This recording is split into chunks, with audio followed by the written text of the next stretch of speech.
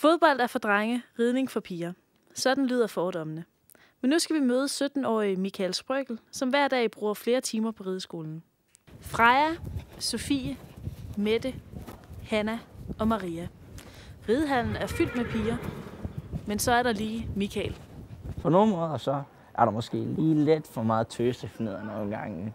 Sådan, de råber og skriger lidt højt nogle gange. Men på den anden side, så er det også fedt at være ene hane i hønsegården. Ja. Så jeg synes også, det vil være koldt.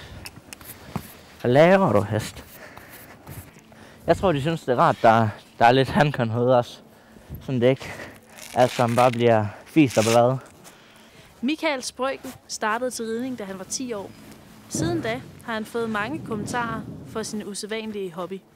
Hvis man er dreng, og man rider sammen med en bøsse, den er 100% sikker.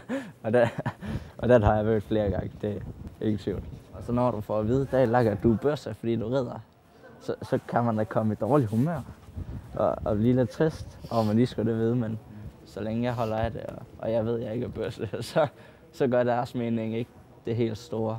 Den 17-årige handelsskoleelev kunne ikke forestille sig at dyrke en anden sport. I fodbold sparker du til en bold, og i tennis svinger du en catch, ikke?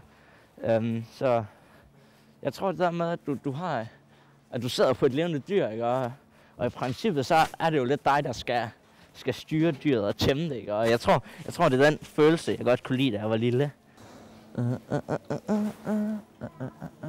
At være blandt de mange piger er dog ikke helt skidt. Michael Sprøgel har lige haft 7 rideveninder til fest. Altså, man føler sig jo lidt speciel, når der er sådan helt folk piger, der ser op til en. Ud af rideskolens 240 ryttere er kun en håndfuld drenge.